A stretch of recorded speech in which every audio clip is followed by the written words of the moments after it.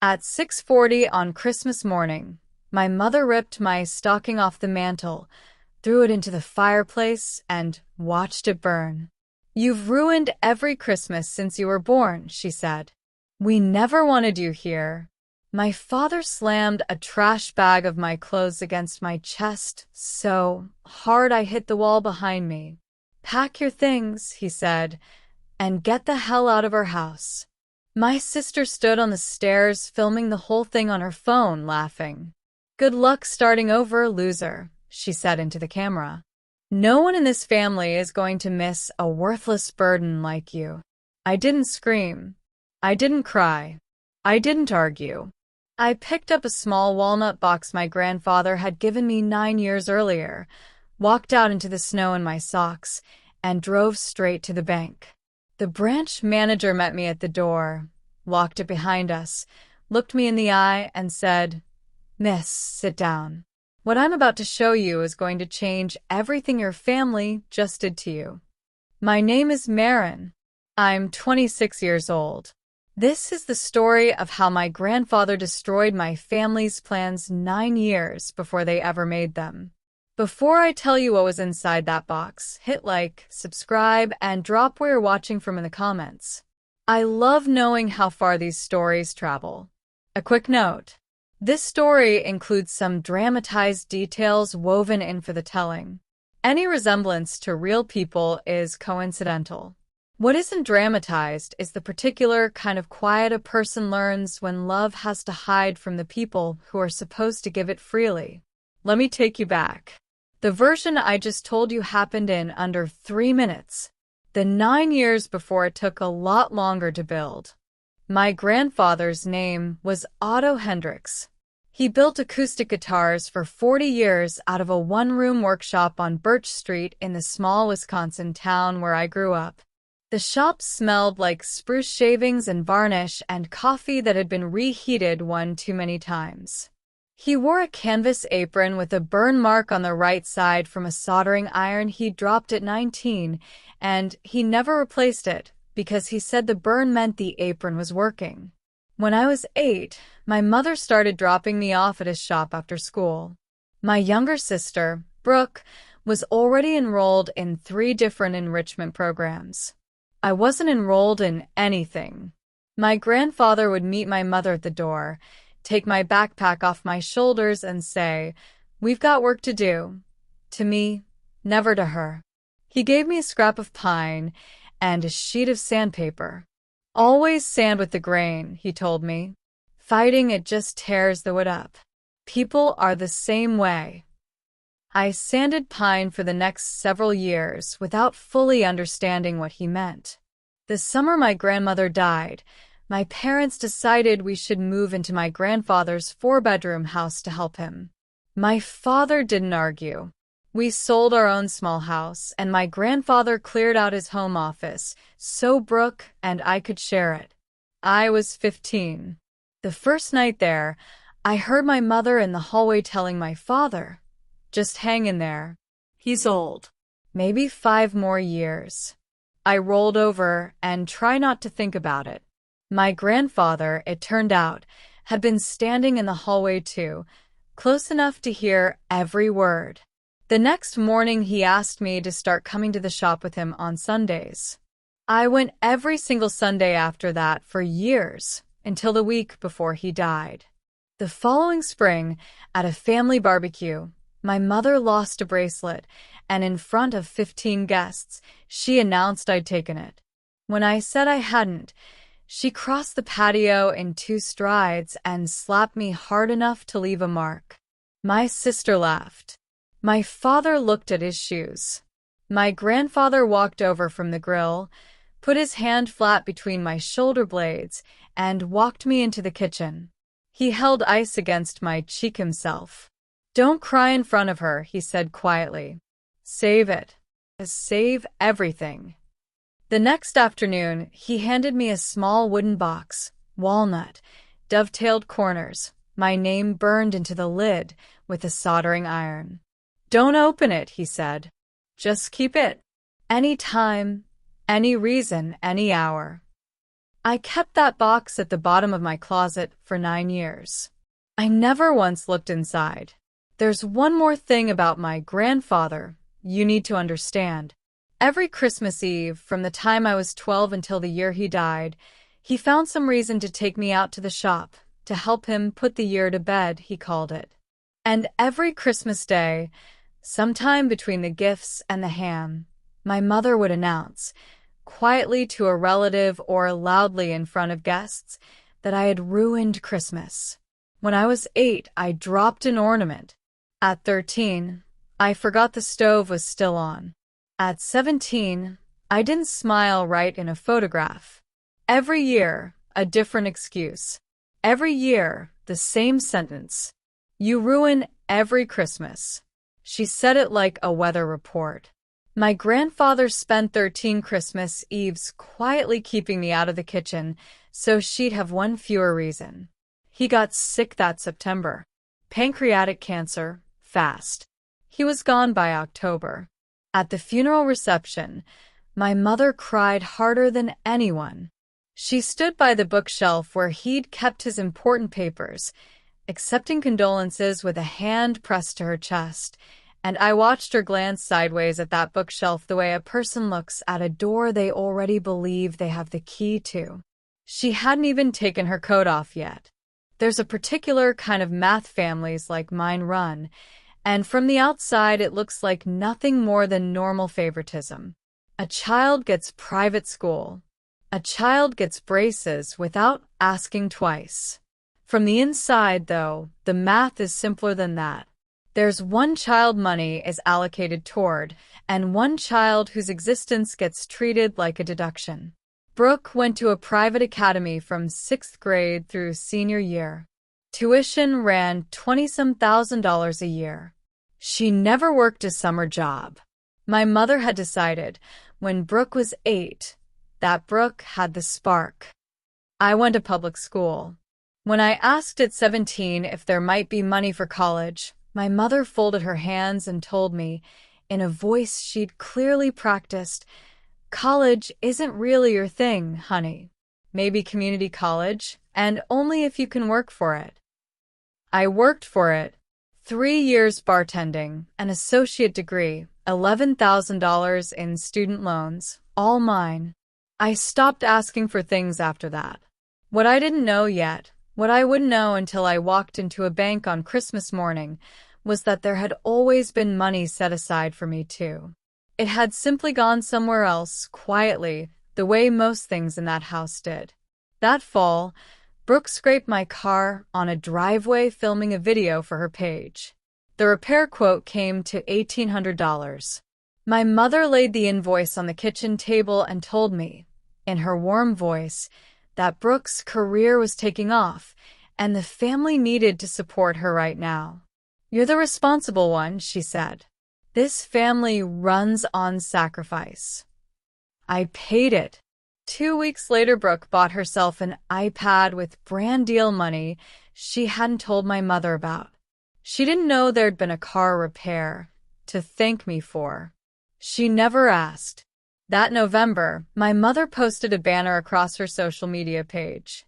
"Big changes coming for our family," it said. She had a following built on being the inspirational hairdresser who ran Bible study out of her own kitchen. That same week, Brooke's boyfriend, Colton, moved in.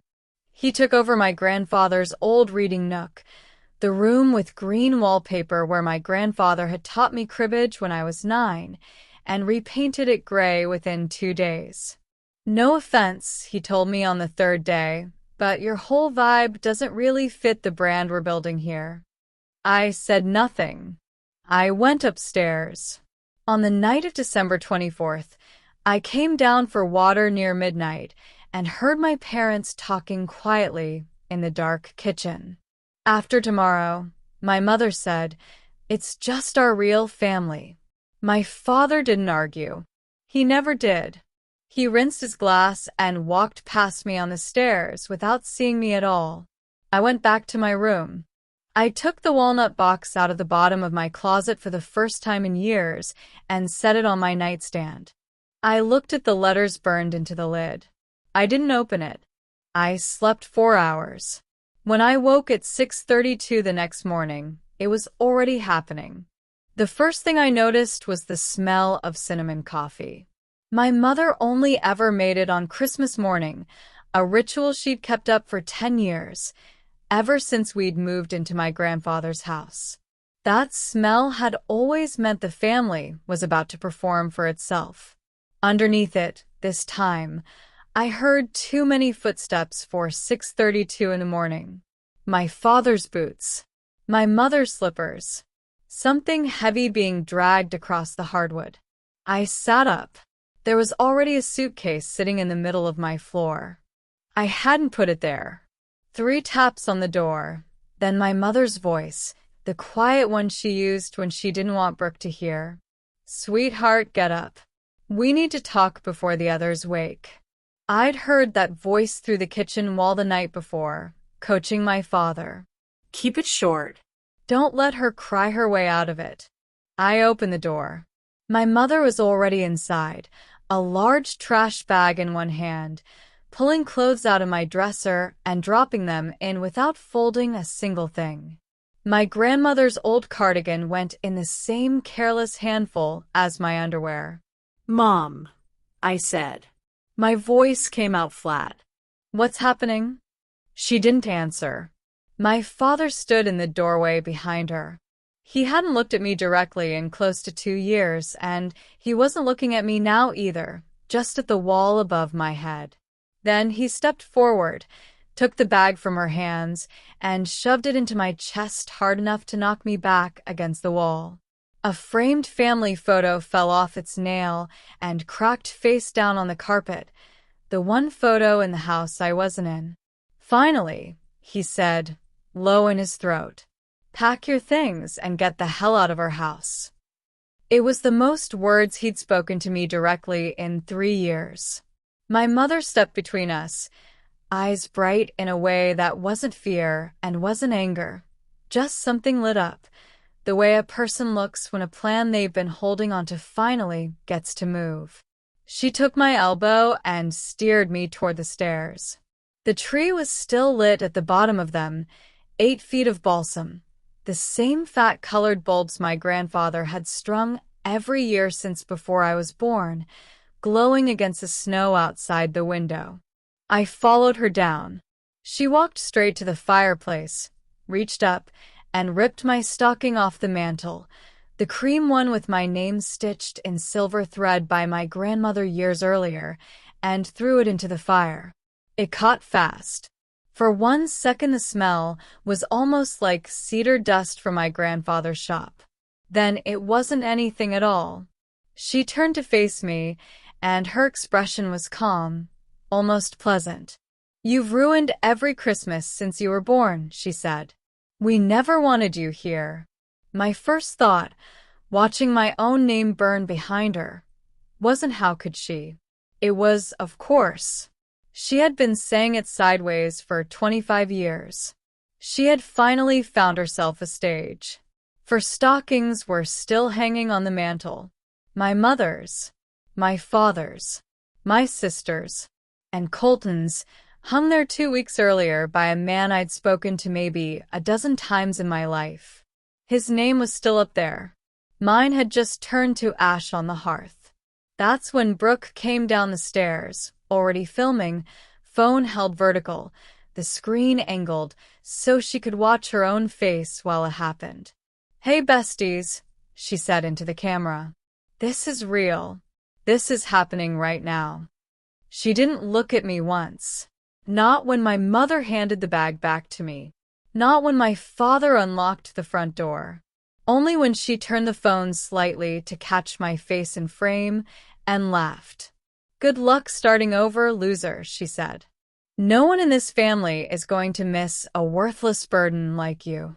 The cold hit my legs first when the door opened, then the bruise already blooming across my chest.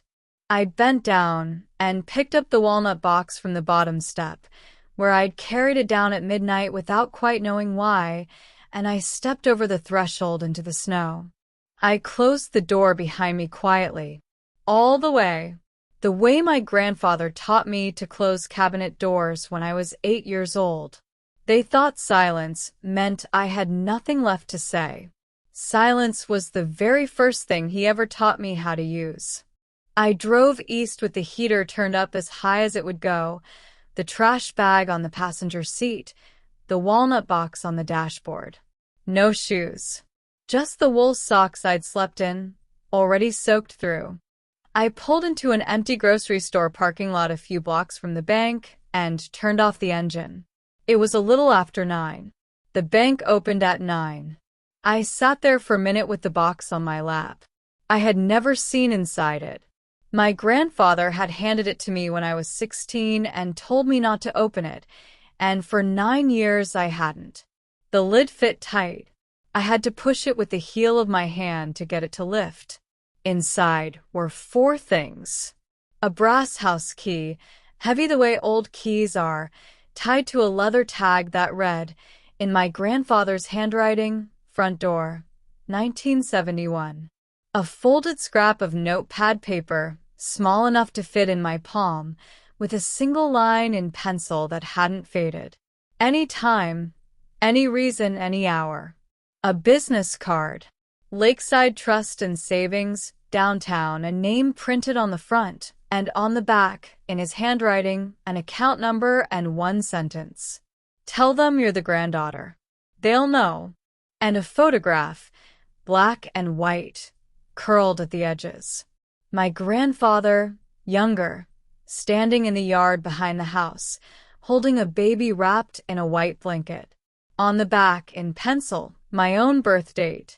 I had never seen that photograph in my life.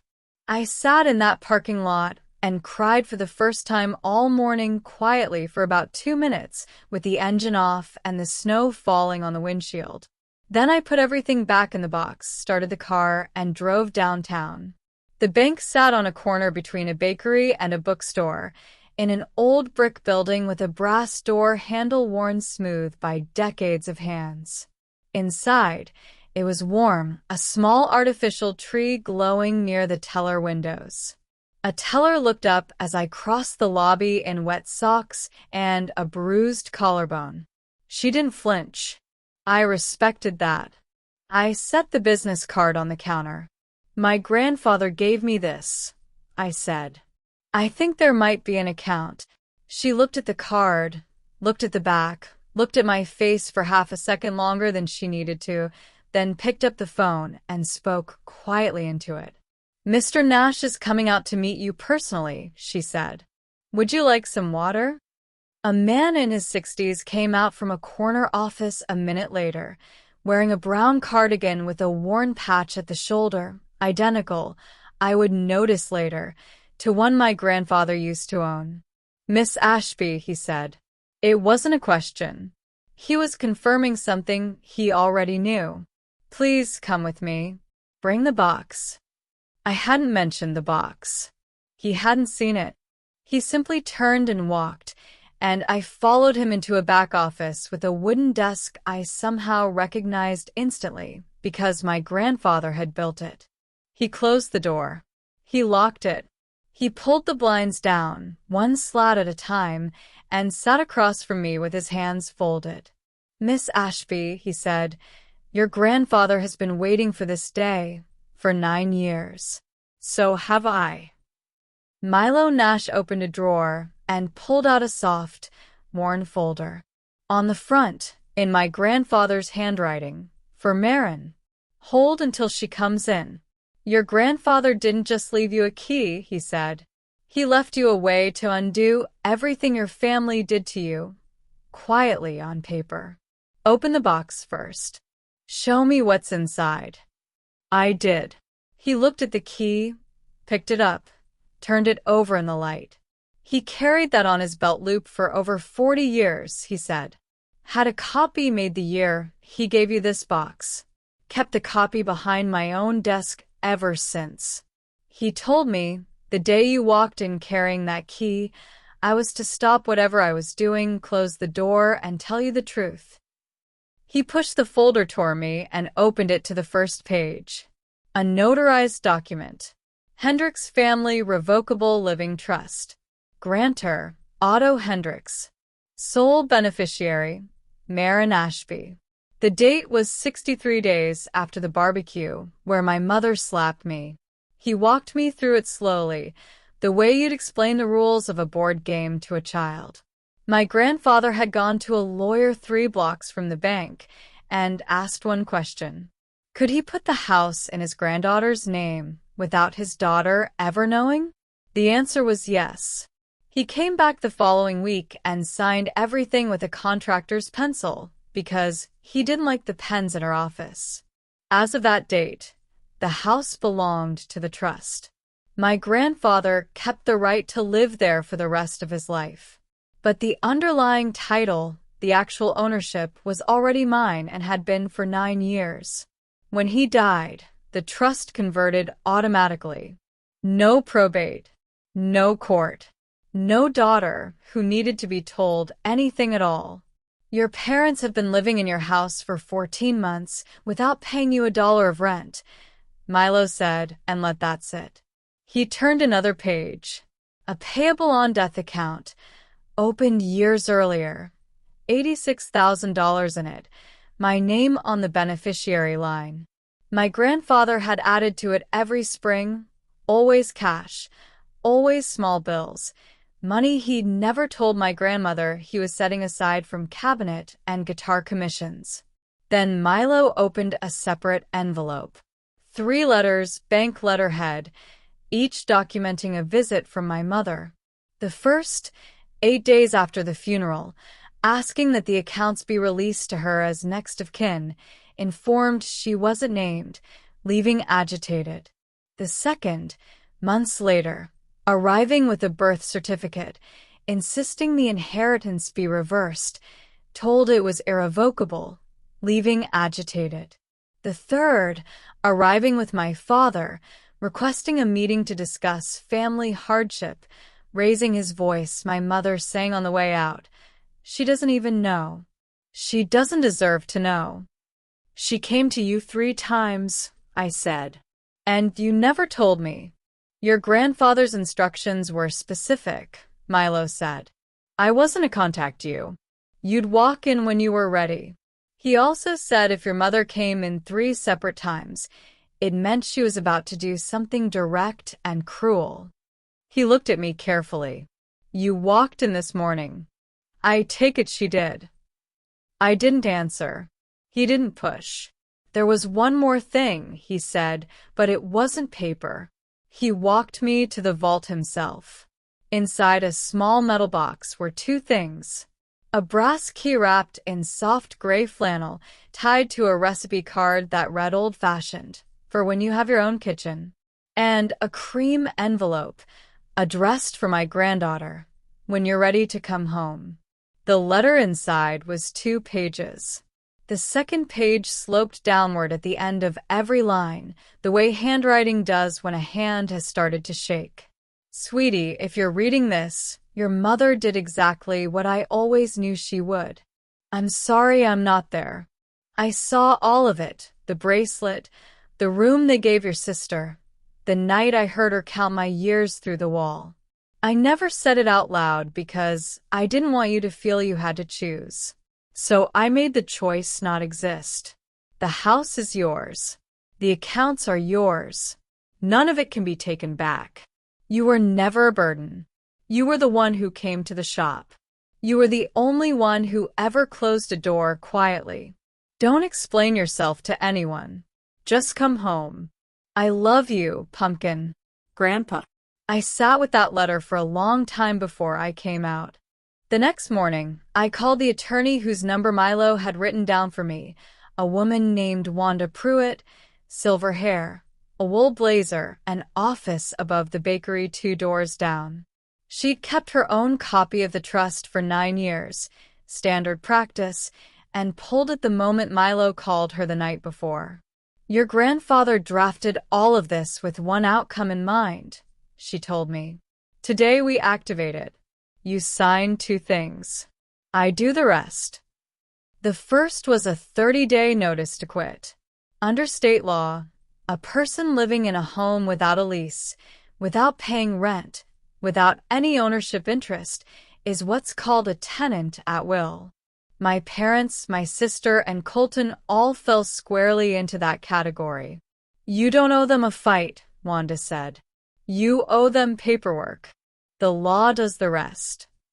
The notice was served 2 days later by a process server with a body camera clipped to her chest because, she told me plainly, she'd learned the hard way to stop relying on memory alone with certain families. My mother tore the notice in half on the porch in front of a Bible study client sitting in her kitchen chair. It didn't matter. Service was already complete. Within the week, my mother had emailed Wanda's office 14 times and shown up twice without an appointment. Wanda sent the same one-line reply to all 14 emails. My client does not owe you a conversation. My mother hired a lawyer of her own, who read the trust, read the title insurance policy protecting my ownership, and called her back within 2 days to tell her she had no case at all. His invoice came to a few $100s. 30 days later, with my family still in the house, Wanda filed the eviction complaint at the local courthouse. The hearing was set for the following week. My parents showed up without a lawyer. The judge read the trust, read the deed, looked at them over her glasses for a long 4 seconds, and granted possession. 10 days to appeal. No appeal came. The sheriff's office scheduled the lockout for a Monday morning in late February. I wasn't there. I learned what happened the way most of the country did, from a screen. My mother had spent the week trying to get local news to cover her side of the story. Every outlet declined. So on the morning of the lockout, she sat down on the living room couch in a white cardigan she'd chosen. She told a friend later, because white communicated innocence, and had my sister set up a ring light and go live on her account. She started crying before she started speaking, which turned out to be a mistake, because she hadn't paced herself.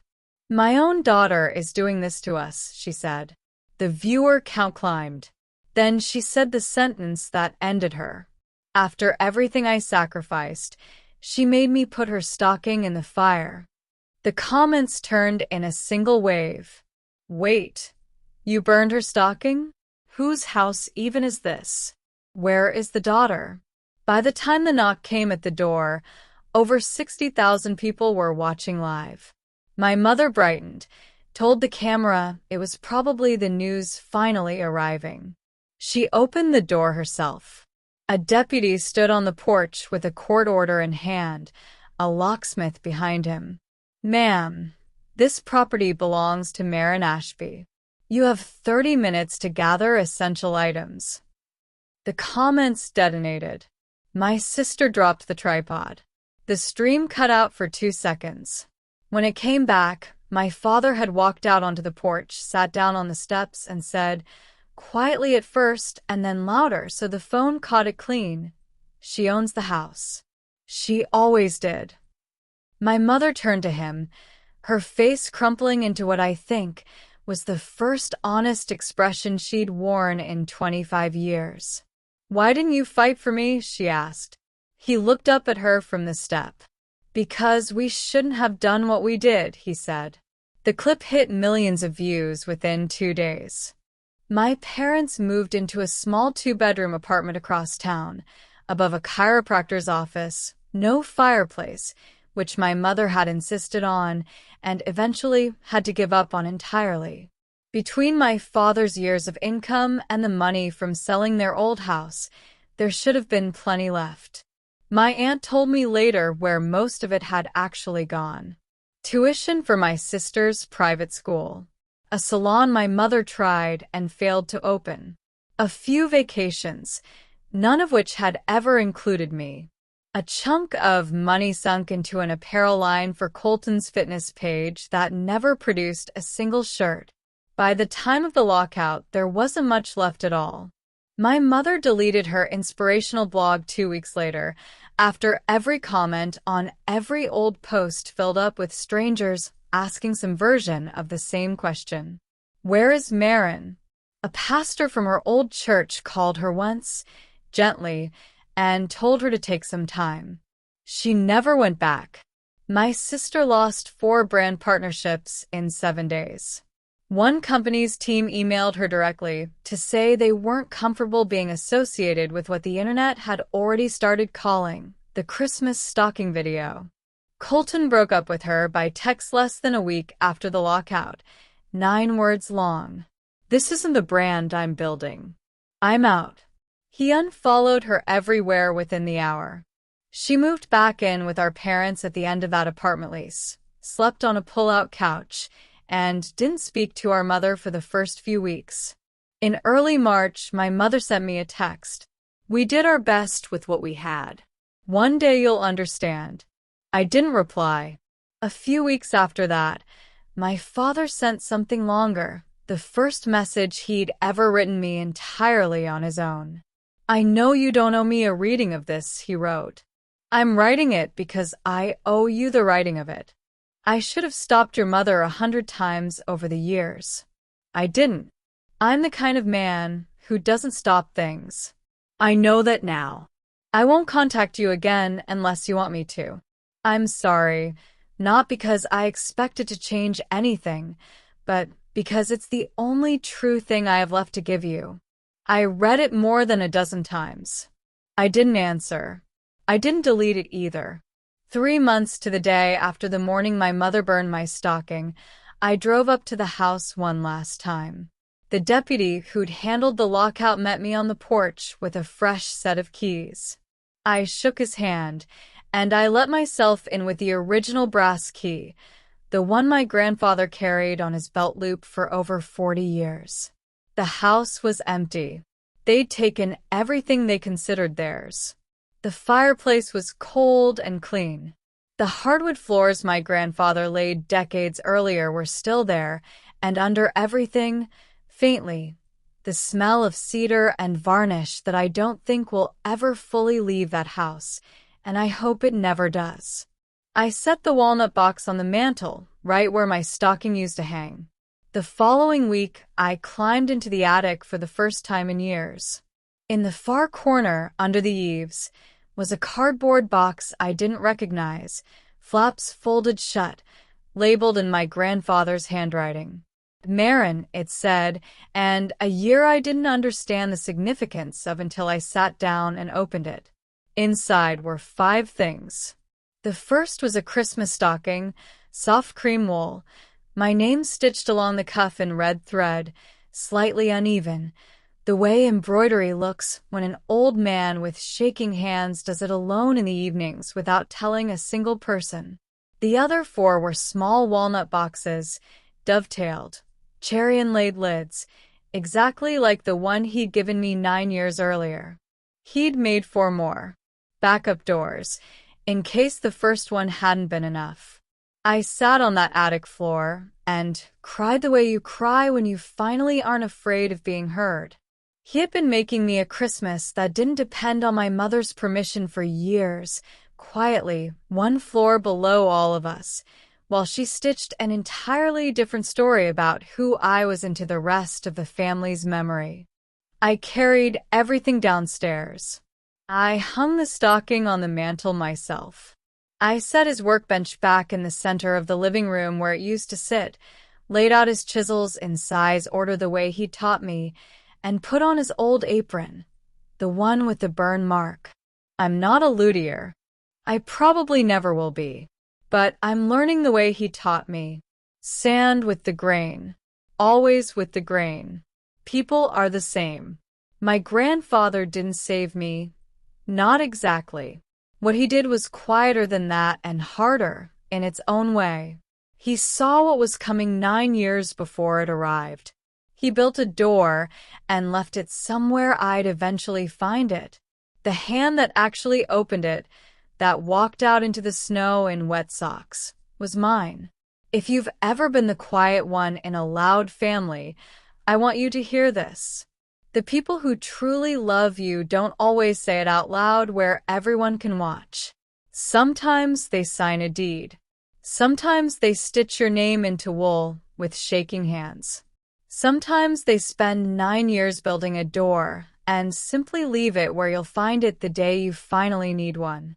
If this story hit you the way it hit me to live it, I'd love to hear from you in the comments. Tell me where you're watching from and rate this story 1 to 10. A final note.